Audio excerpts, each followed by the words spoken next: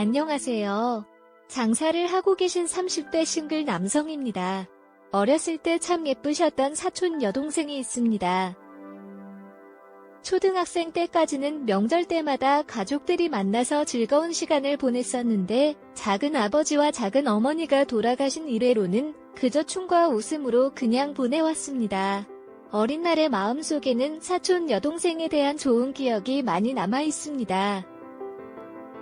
하지만 약 20년간 연락이 끊어져 있었는데 얼마 전 모르는 번호로 그 사촌 여동생으로부터 연락이 왔습니다. 우연히 길에서 다른 사촌을 만난 것이 계기가 되어서 그 사촌으로부터 제 포함 여러 사촌들의 연락처를 알게 되어서 연락을 하게 되었습니다. 그래서 다시 모여서 식사를 하게 되었는데 이번에는 서로의 안부를 물어보고 지금은 어떻게 지내고 있는지 등 이야기를 나누며 즐거운 시간을 보냈습니다.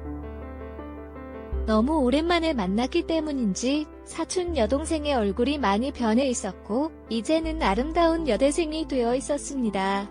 늦게까지 술자리를 이어갔고 집에 갈 사람은 집에 가고 더 놀 사람은 계속 노는 것으로 결정하였습니다. 4명이 함께 술과 안주를 사서 집으로 돌아가서 더 한잔하면서 이야기를 나누었습니다. 어렸을 때는 몰랐지만 알고 보니 사촌 여동생은 작은 아버지의 친자식이 아니었습니다. 그때 당시에 작은 어머니가 작은 아버지와 재운 적이 없었고 그때적 남편과 사이에서 태어난 딸이었습니다.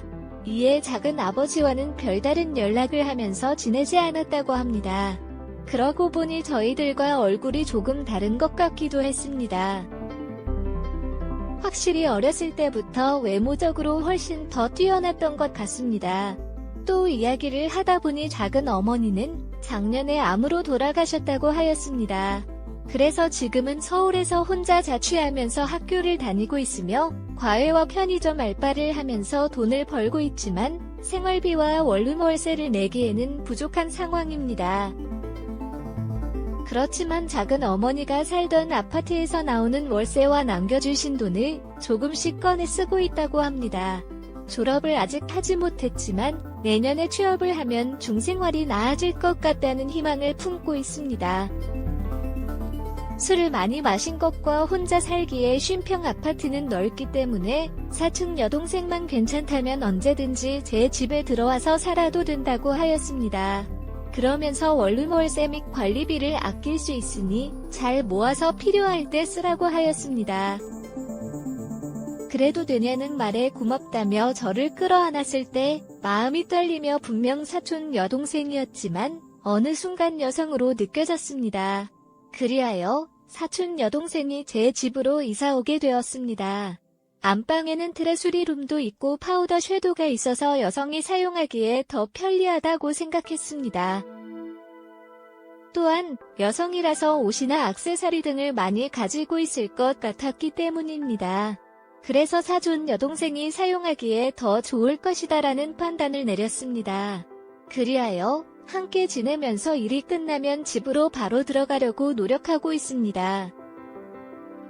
그렇기 때문에 사촌 여동생이 집에 있을 때는 함께 만들어 먹기도 하고 영화도 보면서 즐거운 시간을 보냅니다.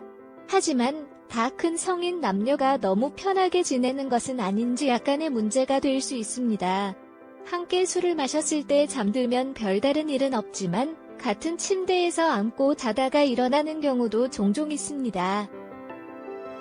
옷차림도 점점 더 편해지기 시작했고 가끔은 너무 속살이 보여서 조심해달라는 말을 했지만 보고 싶으면 보라고 대놓고 더 보여주기도 했습니다. 어느 날 함께 술을 마시던 중 사촌 여동생이 옷을 벗었습니다. 이때 남자다운 척 하기는 아니라며 그녀의 가슴을 잡았습니다.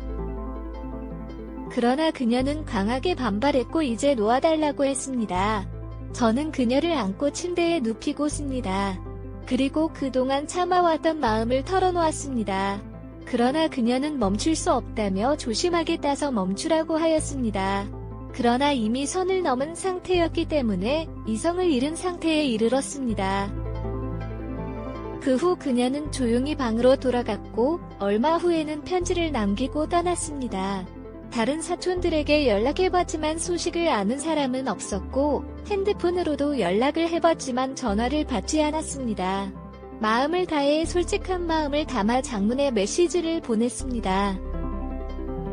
동생이 아니라는 걸 고백했는데 며칠 뒤 각종 암사가 돌아와서 진짜로 여자로서 생각하고 좋아했다면 나한테 그렇게 했으면 안 됐다며 상처를 준 적이 있었다고 합니다. 그래서 그녀는 마음이 아프다고 말씀하셨습니다. 그동안은 날이었기 때문에 매우 답답하고 불안했습니다. 어떻게 답장을 보내야 할지 막막했죠. 그래서 미안하다고 사과하면서 밥 잘 챙기고 무슨 일 있으면 고민하지 말고 연락하라고 말씀드렸습니다. 하지만 그녀가 오기 전으로 돌아가고 집에서 혼자 술을 마시는 일이 많아졌습니다. 이제 연락이 되지 않아서 앞으로 다시 볼 수 없겠지만 그녀에 대한 마음은 여전히 남아 있습니다. 그녀에게 다시 만날 기회가 생길까요? 이번 사연을 보내주셔서 감사합니다. 그리고 마지막으로 그 더 깎아줘야 컵 한 말아주세요와 아알린 사자 맞고 꿈나주세요는 이해하지 못했습니다.